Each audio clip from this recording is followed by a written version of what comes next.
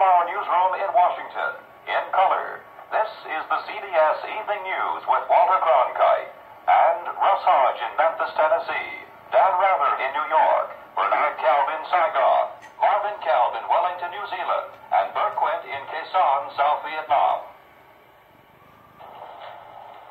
Good evening. Dr. Martin Luther King, the apostle of nonviolence in the civil rights movement, has been shot to death in Memphis, Tennessee. Police have issued an all-points bulletin for a well-dressed young white man seen running from the scene. Officers also reportedly chased and fired on a radio-equipped car containing two white men. Dr. King was standing on the balcony of a second-floor hotel room tonight when, according to a companion, a shot was fired from across the street. In the friend's words, the bullet exploded in his face. Police, who have been keeping a close watch over the Nobel Peace Prize winner because of Memphis' turbulent racial situations, were on the scene almost immediately. They rushed the 39-year-old Negro leader to a hospital where he died of a bullet wound in the neck.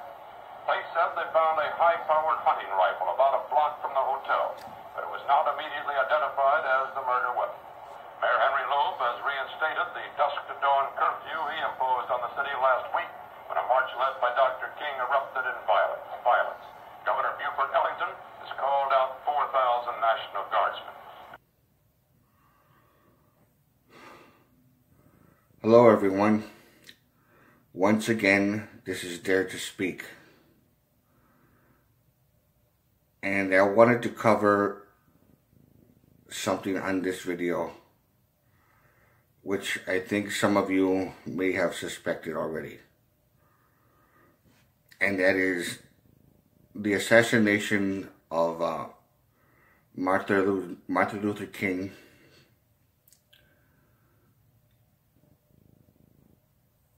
knowing that everyone knows that he was seen at the second balcony in the balcony on the second floor, and he was shot by a sniper. And there was witnesses that said they saw a well-dressed man running from the scene, and he was accompanied by another couple of other well-dressed men that took off in a car with him. Something of that sort from eyewitness accounts. And it's not the part where everybody knows that he was shot by a white man, and then the violence that actually happened because of it. But most people didn't stop to know that the people that actually shot and killed him were government agents. Now, this is just a suspicion. Again, I'm not trying to push anything into saying that this is really what happened. This is just a suspicion and opinion of mine. And I just want the viewers to know, to form their own opinion, to come down to their own conclusion. And another very important thing I wanted to make clear is that even though he was shot and killed assassinated by government agents, most likely CIA, he was seen as being so much of a threat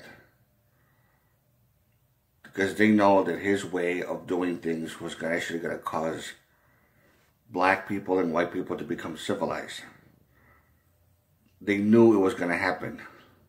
If the government knew that it wasn't going to happen, no matter what, how much he preaches, how much he tries to do, make an effort, that things are just going to get bad and still get worse, then they wouldn't even bother to assassinate him to begin with. But they knew he was going to make some serious progress, just like with Gandhi, when he defeated the British Empire without any real serious violence. And he knew that they knew that he was going to be a threat. So he was assassinated, he was shot. And of course with John F. Kennedy and his brother Robert Kennedy. one thing I wanted to make clear on this was, it's all part of what I guess what you would call, you know, if you want to call them Illuminati or anything like that, or the secret government, the secret elite, or whatever you want to call them. Again, the name is irrelevant, or however you want to say it. I call them the evil powers that be. That's what I would call them. The evil powers that be are threatened by people like him, because they know that their way of making people civilized was actually going to work. And as a result of the, you know, the progress they did, they felt they were so threatened that they actually had to kill them. And I just did a video already on Farrakhan and how I'm a little wary of his motives, even though he's a very brilliant man, and he said a bunch of things that are actually compelling and very well spoken and very insightful. But I'm still a little wary of his motives. And it seems kind of weird to me. Again, I'm not trying to say anything. I just think this is kind of ironic that the ones that try to promote peace and they actually make some degree of progress, and they're against violence because they know it's stupid, they know it's pointless, you know, it's not really going to get anywhere other than create more problems. They get assassinated before any real progress even happens. But people that are trying to promote some kind of a brainwashing or some kind of form of control or domination or those are trying to make some kind of a possible act of violence or revenge against white people and against all other races, anything that's radical, they stay alive.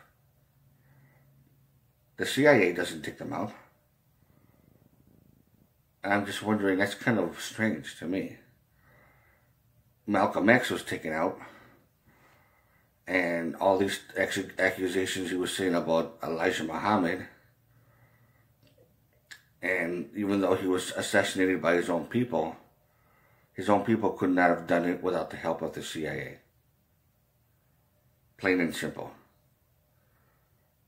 They know that they couldn't stand a chance of assassinating him alone.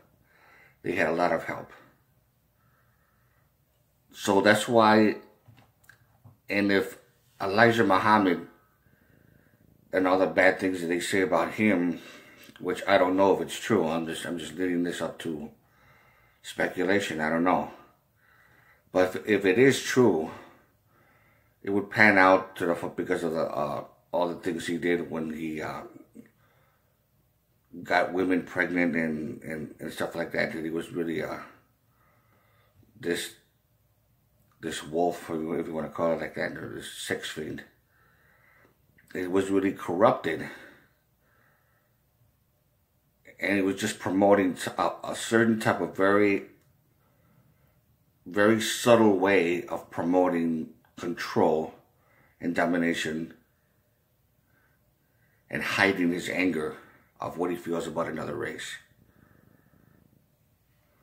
Now, it just seems that way. It looks that way. I'm not saying that it is, but it does seem that way. When they seem like they're all about making the world better, but they have this kind of an agenda that they're not mentioning, and you could somewhat sense it. And they stay alive, and they have bodyguards. Yeah, that's the reason why they're alive. They got bodyguards. Well, Malcolm X had bodyguards, and look what happened to him. Martin Luther King had bodyguards. Maybe, and it's not really so much about numbers. He could have like 20, 30 more bodyguards along with him. He would still get assassinated, because all it was a sniper, plain and simple. You could have an army, a big gang around you, and that's not going to stop the target from being hit by a professional CIA marksman, military marksman. It's not going to help. So it seems to me that the ones that try to promote the right idea, the right thing to do, are the ones that get taken out, and the ones that are a little bit apprehensive, who say they're trying to do the same thing, but you get this sense that they have some kind of possible sinister agenda, or their own personal agenda, because of their own hate, because of all the bullshit that their people went through, which I could strongly understand. And then you get this feeling that they have their own agenda, and it's not going to be something that will be considered peaceful. And it could end up very, very scary. The outcome. Who no one really knows. I don't know exactly what would happen, but I just get this weird, apprehensive feeling, and it's kind of disturbing if you really think about it. But they stay alive, while the ones that actually prove to be nonviolent get taken out right away. And I see that as being very ironic. Don't you? I'm just saying. So, drop a comment. Let me know what you think. Any questions, and if there's anything that I might have left out, that's also very important. Just tell me. And again, I'm not trying to piss anybody off or try to start a fight with. I'm just letting people know what I feel, and certain things that I think are suspicion-wise that make me feel a little bit wary of the situation. And that's all. I'm not trying to say this is what happened, and this and that. No, or try to stir up any kind of ideas. But I do believe people have the right to think and to speculate on what might possibly be true. So, hope you like this video. Give me a thumbs up. And to all of you, take care.